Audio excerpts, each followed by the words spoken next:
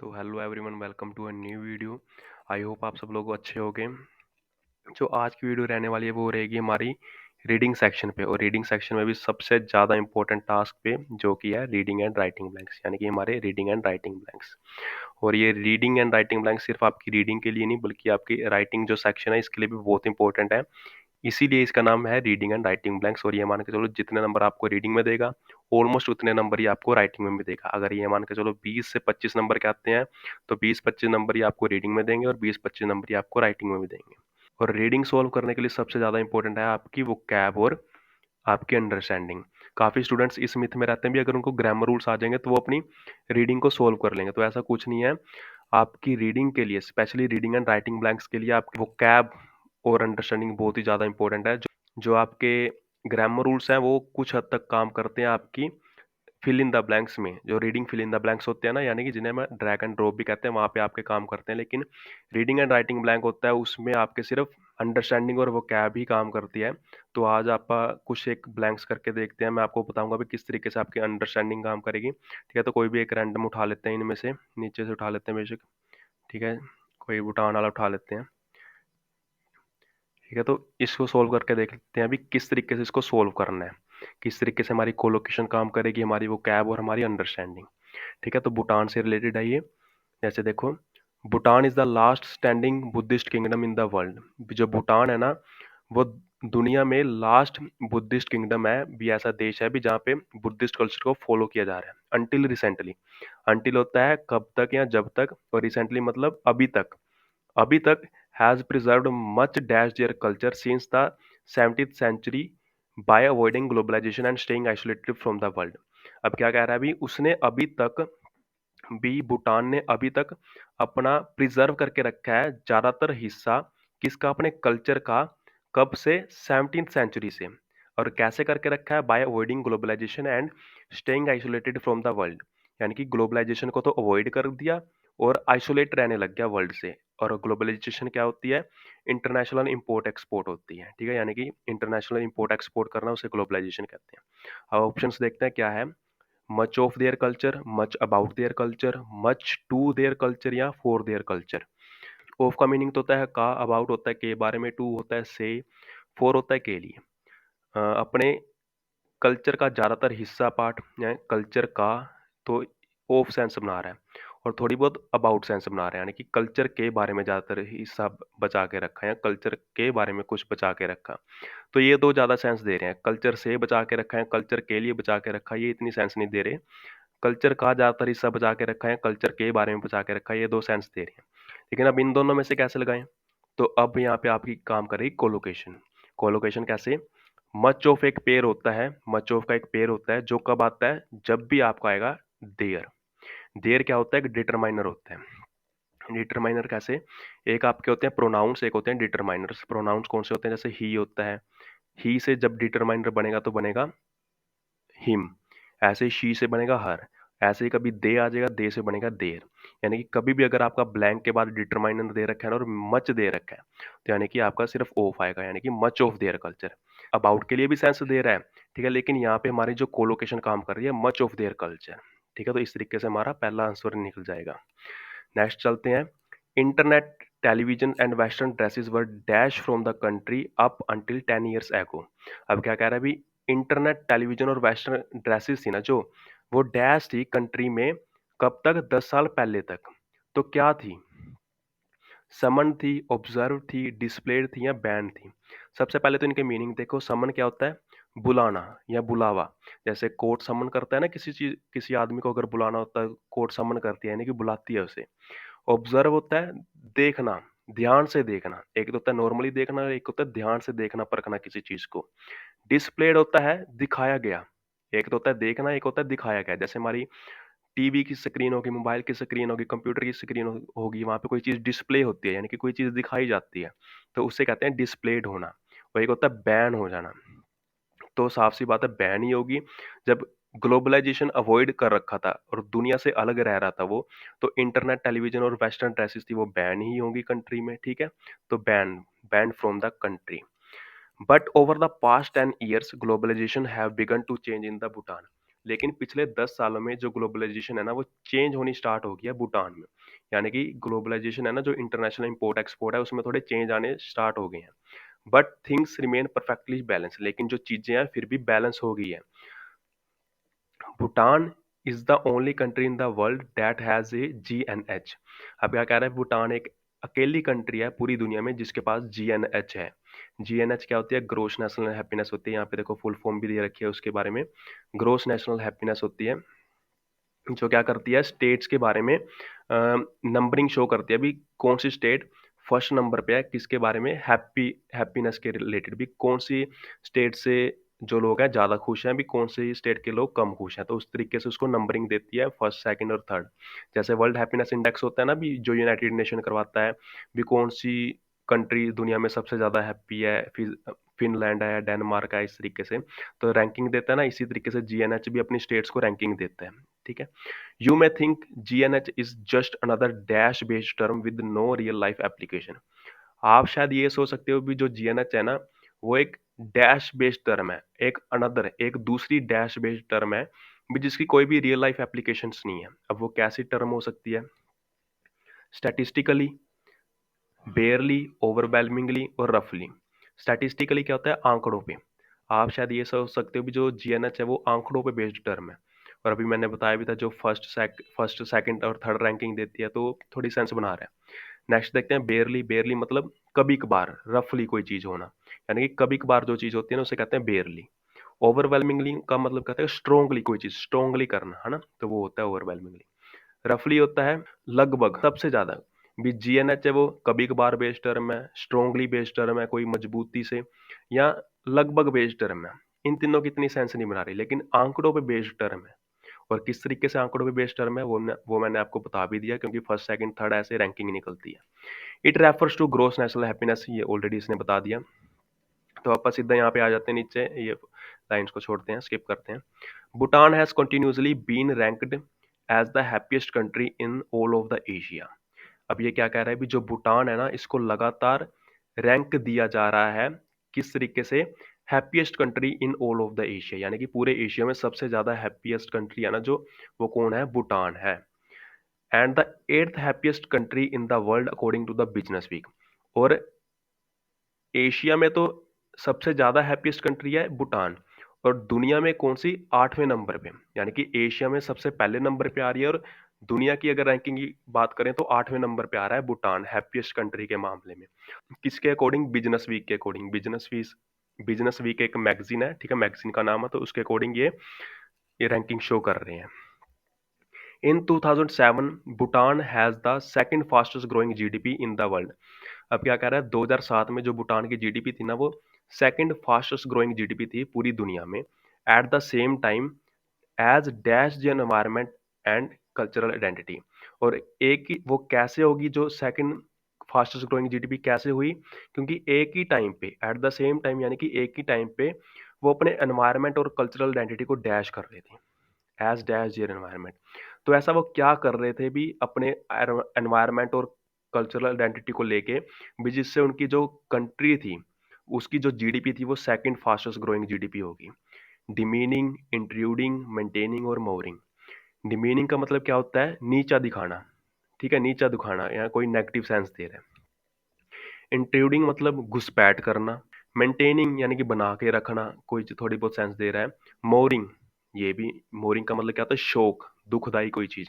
यानी कि first, second और लास्ट, ये तीन ऑप्शन तो आपको नेगेटिव सेंस दे रहे हैं, ठीक है। और नेगेटिव चीजें करके तो अपना एनवायरमेंट और कल्चरल आइडेंटिटी तो अच्छे हो नहीं सकते। तो साफ सी बात है, मेंटेन करना, यानी कि वो अपने एनवायरमेंट और कल्चरल आइडेंटिटी को मेंटेन कर रहे होंगे, तभी तो उनकी जो GDP थी वो फास्टेस्ट ग्रोइंग GDP बन गई, सेकंड नंबर की, है ना। तो इस तरीके से अपने को आंसर ढूंढने हैं इसके। अभी आप आंसर शो करते हैं, देखते हैं इसके क्या आंसर आते हैं। ठीक है, तो चारों ठीक है।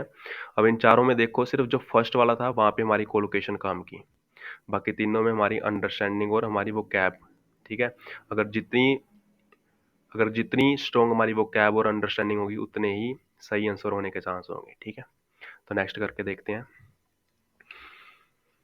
अब ये है डांस से रिलेटेड। ठीक है, dance has played an important role in many musicals. क्या कह रहा है भी, जो डांस है ना उसने काफ़ी इंपॉर्टेंट रोल प्ले किया है कहाँ पे, मैनी म्यूजिकल्स में, यानी कि काफ़ी कार्यक्रमों में। In some dash dance numbers are included as an excuse to add to the colour and spectacles of the show. अब ये क्या कह रहा है भी, कुछ डैश में भी जो डांस है ना उसको इस तरीके से इंक्लूड किया गया है भी ताकि वो जो शो में ना कलर जमा दे, यानी कि रंग जमा दे। In some dash, in some dimensions, cases, brief and extent. Dimensions क्या होती है, आकार विकार किसी चीज का। ठीक है, कुछ आकार में सेंस नहीं दे रहा। इन सम केसेस, केसेस क्या होता है, स्थितियां। ठीक है, केसेस होता है स्थितियां, तो ये थोड़ी सेंस दे रहा है। ब्रीफ मतलब कंक्लूजन, किसी चीज का कंक्लूजन, कुछ कंक्लूजन में ये सेंस नहीं दे रहा। इन सम एक्सटेंट, सम एक्सटेंट क्या होता है, एक्सटेंट क्या होता है, हद तक, कुछ हद तक। अब इन चारों में से जो दो सेंस दे रहे हैं वो है केसेस और एक्सटेंट, है ना। लेकिन कभी अब इन दोनों में से कौन सा लगेगा, अब एक चीज देखो यहाँ पे हमारी कुछ कोलोकेशन की हेल्प हो सकती है। कैसे, कभी भी अगर एक्सटेंट हमें यूज करना पड़ेगा तो इन नहीं आएगा, हमेशा आएगा टू। टू सम एक्सटेंट, यानी कुछ हद तक। कहते हैं ना भी कुछ हद तक ये चीज सही हो सकती है, कुछ हद तक गलत भी हो सकती है, तो वो चीज है। अगर एक्सटेंट यूज करना है ना तो हमेशा यहाँ पे टू आना चाहिए, लेकिन यहाँ पे तो है इन, तो आएगा हमेशा इन सम केसेस, यानी कि कुछ स्थितियों में। तो इस तरीके से कुछ मामलों में, कुछ स्थितियों में जो डांस है ना उसको इस तरीके से इंक्लूड किया जाता है भी ताकि वो शो में थोड़ा सा रंगमंच सा जमा दे, रंग जमा दे। But dance is more effective, लेकिन जो डांस है वो ज्यादा इफेक्टिव हो जाता है व्हेन, कब हो जाता है, when it forms an integral part of the dash, जब ये उस डैश का कोई इंटीग्रल पार्ट बन जाता है। किसका इंटीग्रल पार्ट बन जाता है, ये ज्यादा इफेक्टिव बन जाता है। प्रोवेस का, प्लॉट का, फिनोमिनन का और राउंड अबाउट का। प्रोवेस क्या होता है, वीरता, करेज, साहस। प्लॉट क्या होता है, कोई प्लेटफॉर्म, जैसे यहाँ पे शो है ना, शो का ही सिनोनियम है ये प्लॉट, प्लेटफॉर्म। फिनोमिनन क्या होता है, घटना। राउंड अबाउट क्या होता है, कोई गोल चीज।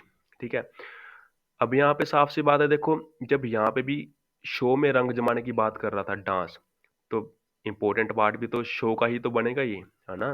तो यानी कि क्या कह रहा है भी, जो डांस है कभी कभी ज्यादा इफेक्टिव बन जाता है। और कब ज्यादा इफेक्टिव बन जाता है, जब ये शो का इंपॉर्टेंट हिस्सा बन जाता है। कभी कभी तो इसको सिर्फ रंगमंच से जमाने के लिए, काम चलाऊ चीज बनाने के लिए यूज किया जाता है, लेकिन कभी कभी तो ये शो का सबसे ज्यादा हिस्सा ही डांस बन जाता है, सबसे ज्यादा इंपॉर्टेंट हिस्सा ही डांस बन जाता है। आगे करते हैं, an early example is Richard Roger on your toes. अब इसका अर्ली एग्जाम्पल यानी कि सबसे पहला एग्जाम्पल क्या हो सकता है, Richard Roger on your toes. ये एक स्टोरी का नेम है, रिचर्ड रोजर, जो 1936 में आई होगी।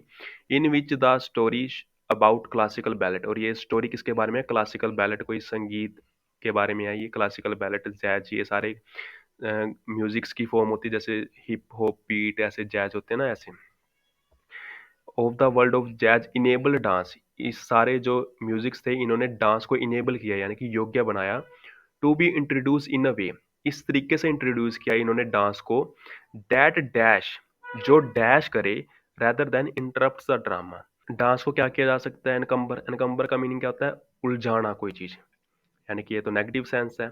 एनहांस होता है बढ़ाना किसी चीज को। लेवल क्या होता है, एक लेवल, कोई स्तर। अब लेवल पॉजिटिव था यानी कि बढ़ा हुआ लेवल था, या नेगेटिव लेवल था ये तो बता ही नहीं रखा, यानी कि हाफ इंफॉर्मेशन है तो ये भी नहीं आएगा। क्रम्पल्स का मीनिंग क्या होता है, झुर्रियां, जैसे चेहरे पे झुर्रियां पड़ जाती है ना, कोई दरारें पड़ जा रही हैं, इंफॉर्मेशन दे नहीं रखी तो बाद वाली दे रखी है। बाद वाली क्या है, इंटरप्ट, यानी कि एक नेगेटिव सेंस दे रहा है, यानी कि ड्रामा को इंटरप्ट कर रहा है, यानी कि रोक रहा है, कोई बाधा डाल रहा है, तो यानी कि यहाँ पे पॉजिटिव इंफॉर्मेशन होगी। तो वो डांस को क्या करेगा, इनकम्बर्स करेगा, इनहेंस करेगा, लेवल्स करेगा या क्रम्पल्स करेगा। एनकम्बर का मीनिंग क्या होता है, उलझाना कोई चीज, यानी कि ये तो नेगेटिव सेंस है। एनहांस होता है बढ़ाना किसी चीज को। लेवल क्या होता है, एक लेवल, कोई स्तर। अब लेवल पॉजिटिव था यानी कि बढ़ा हुआ लेवल था, या नेगेटिव लेवल था ये तो बता ही नहीं रखा, यानी कि हाफ इंफॉर्मेशन है तो ये भी नहीं आएगा। क्रम्पल्स का मीनिंग क्या होता है, झुर्रियां, जैसे चेहरे पे झुर्रियां पड़ जाती है ना, और झुर्रियां भी एक नेगेटिव सेंस दे रहा है तो यानी कि ये भी नहीं आएगा। और ये हाफ इंफॉर्मेशन दे रहा है तो ये भी नहीं आएगा। और फर्स्ट एनकम्बर्स यानी कि उलझाना, तो ये भी नहीं आएगा। सिर्फ एक पॉजिटिव इन्फॉर्मेशन बची है जिसमें है एनहांसिस, यानी कि बढ़ाना। यानी कि 1936 में जो ये स्टोरी आई थी ना, इसमें जो म्यूजिक था उसने डांस को इस तरीके से इंट्रोड्यूस किया भी जो शो को, जो ये ड्रामा था उसको एनहांस करे, उसकी इंजॉयमेंट को एनहांस करे बजाय कि इंटरप्ट करने के, बाधा डालने के। ठीक है, तो इस तरीके से आंसर हमको ढूंढने हैं इसमें। अब आंसर शो करके देखते हैं। ठीक है, तो तीनों सही हैं। अब यहाँ पे सिर्फ फर्स्ट वाले में हमारी कोलोकेशन और थोड़ी सी अंडरस्टैंडिंग लगी, बाकी दोनों अंडरस्टैंडिंग और हमारी वो कैब बेस्ड थी। ठीक है, तो इस तरीके से हमको आंसर ढूंढने हैं। अब नेक्स्ट करके देखते हैं। तो सिर्फ एक पॉजिटिव इन्फॉर्मेशन बची है जिसमें है एनहांसिस यानी कि बढ़ाना। यानी कि 1936 में जो ये स्टोरी आई थी ना, इसमें जो म्यूजिक था उसने डांस को इस तरीके से इंट्रोड्यूस किया भी जो शो को, जो ये ड्रामा था उसको एनहांस करे, उसकी इंजॉयमेंट को एनहांस करे बजाय कि इंटरप्ट करने के, बाधा डालने के। ठीक है, तो इस तरीके से आंसर हमको ढूंढने हैं इसमें। अब आंसर शो करके देखते हैं। ठीक है, तो तीनों सही हैं। अब यहाँ पे सिर्फ फर्स्ट वाले में हमारी कोलोकेशन और थोड़ी सी अंडरस्टैंडिंग लगी, बाकी दोनों अंडरस्टैंडिंग और हमारी वो कैब बेस्ड थी। ठीक है, तो इस तरीके से हमको आंसर ढूंढने हैं। अब नेक्स्ट करके देखते हैं। टीनेज डॉटर से रिलेटेड है ये। Your teenage daughter gets top marks in school. क्या कह रहा है भी, जो आपकी टीनेज डॉटर है ना वो स्कूल में टॉप मार्क्स ले रही है। कैप्टन्स द डिबेट टीम, और डिबेट टीम को कैप्टन भी कर रही है यानी कि कैप्टन भी बन रही है। And volunteers at a shelter for homeless people people और जो होमलेस पीपल है ना यानी कि बेगर लोग है ना, उनको शेल्टर दिलाने में वॉलंटियर भी कर रही है, यानी कि कोई एनजीओ में भी पार्टिसिपेट कर रही है। ठीक है, तो वॉलंटियर करना मतलब वहाँ पे पार्टिसिपेट करना और बिना किसी प्रॉफिट के पार्टिसिपेट करना यानी कि वॉलंटियर करना। बट अब देखो यहाँ पे बट आ गया, और मैंने पिछले वाले ब्लैंक में भी बताया भी, जो बट से पहले होगा बट के बाद ऑपोजिट होगा। यानी कि यहाँ पे सारे में उसकी पॉजिटिव इन्फॉर्मेशन बता रहा है टीनेज डॉटर की, तो बट के बाद उसकी नेगेटिव इन्फॉर्मेशन बताएगा। But while driving the family car, लेकिन जब फैमिली कार को ड्राइव करते वक्त she text messages her best friend, वो अपनी बेस्ट फ्रेंड को टेक्स्ट मैसेज कर रही है ना, बता दिया ना। देखो ऊपर तो कितनी समझदार समझदार वाली चीजें कर रही है, लेकिन नीचे क्या कर रही है वो, कार चलाते समय मैसेजेस कर रही है अपनी फ्रेंड को। And rear and another vehicle, और पीछे आने वाली गाड़ियों को रोक रही है। ठीक है, यानी कि उनको आगे निकलने नहीं दे रही। ठीक है, तो वो चीज बता रहा है। How can teens be so clever. Teens क्या होते हैं, टीनेजर जो बच्चे होते हैं उन्हें कहते हैं, जो 13 से 19 की एज में होते हैं। How can teens be so clever, accomplished and responsible and reckless dash. भी कैसे जो एक टीनेज बच्चा है वो इतना चालाक हो सकता है, इतना निपुण हो सकता है। अकम्प्लिश्ड मीनिंग होता है निपुण यानी कि परफेक्ट होना। भी कैसे एक बच्चा इतना चालाक हो सकता है, परफेक्ट हो सकता है, जिम्मेदार हो सकता है और लापरवाह भी हो सकता है। रेकलेस का मतलब लापरवाह होना। यानी कि कैसे एक बच्चा इतना चालाक, निपुण, परफेक्ट, जिम्मेदार और लापरवाह हो सकता है, dash for the time being, at the same time, as ever या इन गुड टाइम। ठीक है, अब मीनिंग्स देखो इनके। फॉर द टाइम बीइंग यानी कि कुछ समय के लिए। एट द सेम टाइम यानी कि एक ही टाइम पे। एज एवर मतलब जैसा ही या जैसे ही। इन गुड टाइम्स यानी कि अच्छे समय में। भी कैसे एक बच्चा चालाक, परफेक्ट, जिम्मेदार और गैर जिम्मेदार यानी कि लापरवाह हो सकता है कुछ समय के लिए या एक ही समय पे। तो अभी देखो उसने एक ही बच्चे के बारे में, यानी कि एक ही लड़की की अच्छी चीजें भी बता दी और बुरी चीजें भी बता दी, तो साफ सी बात है सेंस किसकी बन रही है, एट ए सेम टाइम। यानी कि अब यहाँ पे बता रहे हैं ना भी, एक लड़की जो इतने अच्छे मार्क्स भी ले रही है, कैप्टन भी है वो टीम की, और इतनी मतलब भी अच्छे काम भी कर रही है, वो गरीब लोगों की हेल्प भी कर रही है, लेकिन जब वो रोड पे जा रही है तो कैसी फालतू की हरकतें कर रही है। यानी कि एक ही टाइम पे कोई टीनेज बच्चा इतना अच्छा यानी कि इतना जिम्मेदार और लापरवाह हो सकता है एक ही टाइम पे। ठीक है, तो यहाँ पे आएगा eight the same time. Easily, according to two physicians at Children's Hospital Boston and Harvard Medical School, who have been dash the unique structure and chemistry of adolescent brain। दो फिजिशियंस हैं जो चिल्ड्रन हॉस्पिटल बोस्टन में और Harvard medical schools में काम कर रहे हैं। Who have been dash the unique structure और केमिस्ट्री ऑफ एडोलसेंट ब्रेन, जो किसी यूनिक स्ट्रक्चर को डैश कर रहे हैं, और chemistry of adolescent brain, chemistry मतलब उसके काम करने का तरीका, यानी कि एडोलसेंट ब्रेन के काम करने के तरीके को और किसी यूनिक स्ट्रक्चर को डैश कर रहे हैं। ठीक है, तो क्या कर रहे हैं, और यहाँ पे देखो हु हैव बीन, बीन आ गया तो बीन के बाद क्या आती है, वर्ब की फर्स्ट फॉर्म प्लस आईएनजी आती है। कभी भी हैज हैव हैड आता है, अगर अकेला हैज हैव या हैड आएगा तो आएगी वर्ब की थर्ड फॉर्म। अगर हैज हैव हैड के बाद बीन आएगा तो आएगी वर्ब की फर्स्ट फॉर्म प्लस आईएनजी। अब ऑप्शंस देखते हैं अपन। तो चारों ही ऑप्शन हमको आईएनजी वाले दे रखे हैं। अब यहाँ पे इनके मीनिंग देखो। एक्सपोजिंग का मीनिंग क्या होता है? खुलासा करना। एक्सप्लोरिंग का मतलब पता लगाना। एनुमरेटिंग का मतलब होता है गिनना, किसी चीज को गिनना। और एक्सप्लेनिंग का मतलब क्या होता है? व्याख्या करना, कोई चीज समझाना। ठीक है, दो फिजिशियंस हैं जो किसी यूनिक स्ट्रक्चर को और ब्रेन के काम करने के तरीके को क्या कर रहे हैं, उसके बारे में पता लगा रहे हैं। किसी यूनिक स्ट्रक्चर का पता लगा रहे हैं, खुलासा थोड़ा ना करेंगे किसी यूनिक स्ट्रक्चर का, पता ही तो लगाएंगे। Who have been exploring the unique structure and chemistry of dolls and brain. तो ये आ गया सेकंड का आंसर। नेक्स्ट करते हैं, the teenage brain is not just an dash brain with fewer miles on it. An आ गया तो N के बाद क्या आता है? ए एंड द के बाद हमेशा क्या आएगा? नाउन। अगर नाउन दे रखा है तो एडजेक्टिव आएगा। अब यहाँ पे देखो ब्रेन है तो ब्रेन क्या है? नाउन है, तो नाउन दे रखा है यानी कि एडजेक्टिव आएगा यहाँ पे। तो ऑप्शंस देखते हैं। ऑप्शंस में देखो एम्पल, अडल्ट, अडल्टहुड और अबंडेंट।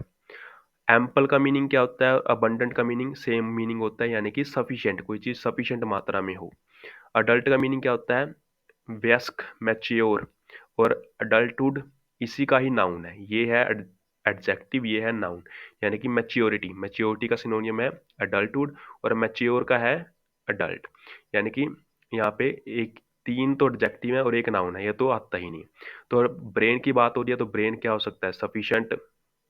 अगर ये दोनों के सेम मीनिंग है तो इन दोनों में से, और दोनों में ही वोवल दे रखे हैं यानी कि ये दो तो आएंगे नहीं।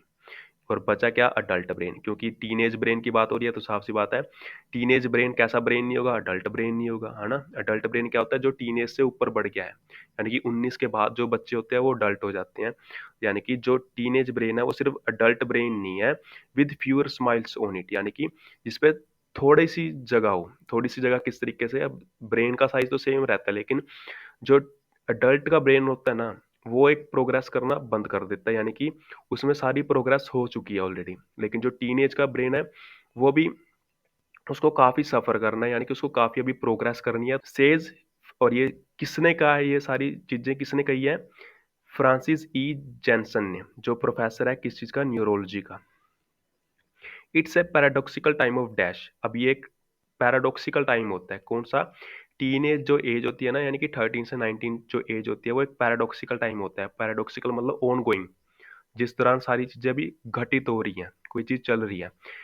ये एक पैराडॉक्सिकल टाइम होता है किस चीज का? डैश का। एनरिचमेंट का, डेवलपमेंट का, अडल्टहुड का या अडोरेशन का।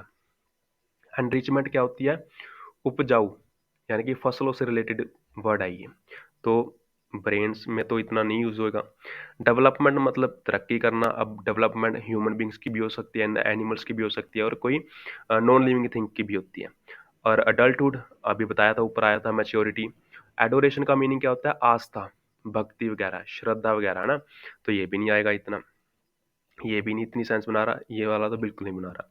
तो ये पैराडॉक्सिकल टाइम होता है किसका? डेवलपमेंट का, यानी कि एक ऑनगोइंग टाइम हो रहा होता है, इसमें जो ब्रेन हो रहा होता है बच्चे का डेवलप हो रहा होता है। ठीक है, तो डेवलपमेंट का एक पैराडॉक्सिकल टाइम हो रहा होता है। अब अपन नेक्स्ट करते हैं, research during the past 10 years. यहाँ से स्टार्ट करते हैं। जो रिसर्च है पिछले 10 सालों में हुई है, पावर्ड बाय टेक्नोलॉजी, जो टेक्नोलॉजी से पावर्ड थी। पावर्ड बाय टेक्नोलॉजी मतलब भी टेक्नोलॉजी पे बेस्ड जितनी भी रिसर्च हुई है ना पिछले 10 सालों में, such as functional magnetic resonance imaging. Reasoning क्या होता है? इको, गूंज। हैज रिवील्ड दैट, और क्या रिवील्ड किया है? Young brain have dash fast growing synapses and section that remain unconnected. जो यंग ब्रेन है ना, हैव बोथ। अब आप कहोगे हैव के बाद थर्ड फॉर्म आनी चाहिए, यहाँ पे तो थर्ड फॉर्म कोई है ही नहीं, थर्ड फॉर्म है ही नहीं कोई। तो देखो हैज, हैव और हैड का मीनिंग जो यूज होता है सिर्फ थर्ड फॉर्म के लिए यूज नहीं होता, यानी कि उसके बाद जरूरी नहीं है अगर वर्ब भी होगी। इसके बाद इसका यूज होने ना होने के लिए भी यूज किया जाता है। जैसे मैं अगर कहूँ भी मेरे पास 4 पेन है तो मैं कहूँगा आई हैव 4 पेन्स। इसी तरीके से यहाँ पे होने की बात कर रहा है भी, जो यंग ब्रेन है उसके पास है क्या? है उसके पास एक तो फास्ट ग्रोइंग सिनेप्सिस है। सिनेप्सिस क्या होती है? कोशिकाएं। ऐसी कोशिकाएं हैं जो बहुत ही तेजी से ग्रो कर रही हैं। और एक सेक्शन है क्या उसके, यानी कि ब्रेन में उसका एक ऐसा सेक्शन है, एक ऐसा पार्ट है जो रिमेन है, यानी कि अनकनेक्टेड है, किसी से भी कनेक्ट नहीं होता। तो यहाँ पे क्या आएगा, यहाँ पे देखो अब इजी वे, इसको करने का इजी तरीका बता देता हूँ। यहाँ पे आएगा बोथ। बोथ क्यों आएगा सबसे, वो भी बताता हूँ। पहले तो मीनिंग्स के, इनके मीनिंग देख लो। बोथ मतलब होता है दोनों, फ्यू मतलब होता है कुछ, होल मतलब होता है सारा का सारा, इधर मतलब होता है और। ठीक है, अब ये देखो पेयर कैसे बनेगा। अब बोथ क्यों आएगा, पेयरिंग की वजह से। पेयर कैसे, जैसे एंड आ गया ना, तो एंड के साथ हमेशा या तो बोथ का पेयर बनेगा या बनेगा बिटवीन का। इसी तरीके से ईदर, कभी भी ईदर आएगा यहाँ तो बनेगा और का पेयर। और का पेयर किसके साथ बनता है, एक ईदर और एक वेदर के साथ। ऐसे ही अगर कभी नीदर आ जाए या नाइदर, जिसे हम नीदर नाइदर कह देते हैं, तो उसका पेयर बनेगा नोर के साथ, NOR, नोर के साथ। तो यहाँ पे तो एंड दे रखा है और बोथ है, तो बोथ का पेयर बनेगा। यानी कि क्या कहना चाह रहा है वो, जो यंग ब्रेन है ना उसके पास है क्या है, दोनों चीजें हैं। और वो दोनों चीजें कौन सी है, एक तो तेजी से ग्रो होती कोशिकाएं, और एक सेक्शन है जो अनकनेक्टेड है किसी दूसरे सेक्शन से। This leaves teens easily influenced by their environment. अब ये जो चीज है ना, ये जो चीजें हैं, ये एक टीन एज बच्चे को ऐसी स्थिति में लाके छोड़ देती हैं भी जहाँ पे वो इजिली इन्फ्लुएंस हो जाता है, किससे, बाय देयर एनवायरनमेंट, यानी कि उसके एनवायरनमेंट से, यानी कि आसपास के लोगों से। ठीक है, एनवायरनमेंट मतलब भी आसपास के रहने वाले लोगों से वो इजिली इन्फ्लुएंस हो जाता है। And more prone to impulsive behaviour.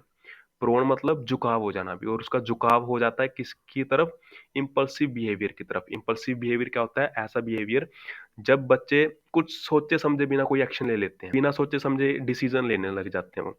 तो जब भी ऐसा बिहेवियर बच्चे शो करें ना, बिना कोई सोचे समझे कोई भी डिसीजन ले रहे हैं, तो उसे कहते हैं इम्पल्सिव बिहेवियर। तो वही कह रहा है भी, जो ये कोशिकाओं में बदलाव आ रहा होता है ना इतनी तेजी से, तो इसकी वजह से जो बच्चे होते हैं ना इजीली इन्फ्लुएंस हो जाते हैं आसपास के लोगों से, और जिसकी वजह से जो उनका बिहेवियर होता है ना वो भी एक इम्पल्सिव बिहेवियर की तरफ झुकाव हो जाता है। Even without the dash of souped up hormones. Souped up hormones क्या होते हैं, अभी ऐसे हार्मोन जिनकी जिन्होंने काम करना बंद कर दिया है, जो फ्रीज हो चुके हैं, यानी कि काम करना बंद कर दिया है। एंड एनी जेनेटिक और फैमिली प्रेडिस्पोजिशन। प्रेडिस्पोजिशन क्या होता है, वीकनेस, कोई जेनेटिक वीकनेस। अब ऑप्शंस देखते हैं। Even without the dash of souped up hormones, impact of, impress of, impair of या इम्पोज ऑफ। यहाँ पे भी हमारी कोलोकेशन काम करेगी, लेकिन सबसे पहले आप मीनिंग देख लेते हैं। इम्पैक्ट क्या होता है, प्रभाव। इम्प्रेस क्या होता है, कोई छाप छोड़ देना अपना, इम्प्रेस करना है किसी को। इम्पेयर क्या होता है, गड़बड़, किसी चीज की गड़बड़ हो जाना, है ना। और इम्पोज होता है थोपना, लागू कर देना किसी चीज को। अब यहाँ पे क्या आएगा हमारा, इम्पैक्ट। इम्पैक्ट ऑफ एक कोलोकेशन है, ठीक है। तो कोलोकेशन की वजह से हमें यहाँ पे आंसर पता लग गया हमारा। तो अब यहाँ पे पढ़ के देखो भी, जो बच्चे होते हैं वो इन्फ्लुएंस हो जाते हैं अपने एनवायरनमेंट से, और उनका बिहेवियर हो जाता है इम्पल्सिव बिहेवियर। और क्यों होता है, क्योंकि उनकी जो कोशिकाएं होती हैं वो तेजी से बदल रही होती हैं। और वो जरूरी नहीं होता भी जो उनके ये सारे बदलाव आ रहे होते हैं, यानी कि जो इम्पल्सिव बिहेवियर होता है, जरूरी नहीं है अभी उनके सूप्ड अप हार्मोन की वजह से होंगे, या भी ऐसे हार्मोन की वजह से होंगे भी जिन्होंने काम करना बंद कर दिया है, या भी कोई जेनेटिक वीकनेस की वजह से होंगे। ठीक है, तो ये चीज कहना चाह रहा है वो यहाँ पे। तो इस तरीके से आप आंसर आइडेंटिफाई करेंगे यहाँ पे। तो अभी आप आंसर शो करके देखते हैं इसका क्या है। तो ठीक है, सारे ही आंसर ठीक है। तो इस तरीके से अपने को आंसर आइडेंटिफाई करने हैं। अब यहाँ पे भी हमारे ये मान के चलो, सिर्फ एक जगह हमारी कोलोकेशन काम करी है, और एक जगह हमारा थोड़ा सा पेयर काम करा है, बाकी सारी जगह हमारी अंडरस्टैंडिंग काम आई है, और वो कैब की नॉलेज। ठीक है, तो इस तरीके से हमारी अंडरस्टैंडिंग वो कैब बहुत इंपॉर्टेंट है हमारी रीडिंग एंड राइटिंग ब्लैंक्स के लिए। जो ग्रामर रूल्स होते हैं वो सिर्फ reading fill in the blanks, यानी कि कह सकते हैं ड्रैग एंड ड्रॉप में काम करते हैं, और वो भी कितने काम करते हैं, 15-20%। ये मान के चलो अगर 15 ब्लैंक्स आए तो 15 में से 3-4 भी हार्डली, बड़ी मुश्किल से आपके एक्यूरेटली ग्रामर रूल्स की वजह से सोल्व होंगे, अदरवाइज बाकी सारे में आपके अंडरस्टैंडिंग और वो कैब काम करेगी। लेकिन जो रीडिंग एंड राइटिंग ब्लैंक्स हैं वहाँ पे तो ग्रामर रूल्स भूल ही जाओ। वहाँ पे जो सबसे मेजर जो चीज़ है इंपॉर्टेंट है वो है आपकी अंडरस्टैंडिंग और वो कैब, और कुछ हद तक आपकी कोलोकेशन। और कोलोकेशन कितनी काम करी है, यानी कि हर एक में सिर्फ एक एक ही, बाकी सारे आपके वो कैब और अंडरस्टैंडिंग की वजह से सोल्व हुए हैं। ठीक है, तो इस तरीके से आप सोल्व करना, डेली के प्रैक्टिस किया करो। कितने प्रैक्टिस करने हैं, कोशिश किया करो 10 से 15 ब्लैंक डेली के प्रैक्टिस करो, और ज़्यादा नहीं। सबसे पहले आप अपनी प्रिडिक्शन खत्म कर लो। अभी नवंबर प्रिडिक्शन आएगी, नवंबर प्रिडिक्शन आ गई होगी, तो उसको सोल्व कर लो सबसे पहले। उसकी जो वो कैब है ना, उतनी ही वो कैब कर लो और उसको ही अंडरस्टैंड कर लो। अगर आपने इतना भी कर लिया ना, आपकी अंडरस्टैंडिंग ऑटोमेटिकली इतनी अच्छी हो जाएगी, आगे आने वाले ब्लैंक्स तो आप इजीली सोल्व कर लोगे। ठीक है, तो इसको सोल्व करना स्टार्ट कर दो। आई होप आपको ये वीडियो अच्छी लगी होगी। अगर वीडियो अच्छी लगी हो तो लाइक शेयर कर देना अपने दोस्तों के साथ भी, और चैनल को सब्सक्राइब कर लेना। और नेक्स्ट वीडियो अपन लेके आएंगे reading fill in the blanks की, यानी कि ड्रैग एंड ड्रॉप में। उसको उसमें मैं आपको बताऊंगा भी किस तरीके से ग्रामर रूल्स भी इंप्लीमेंट करने होते हैं।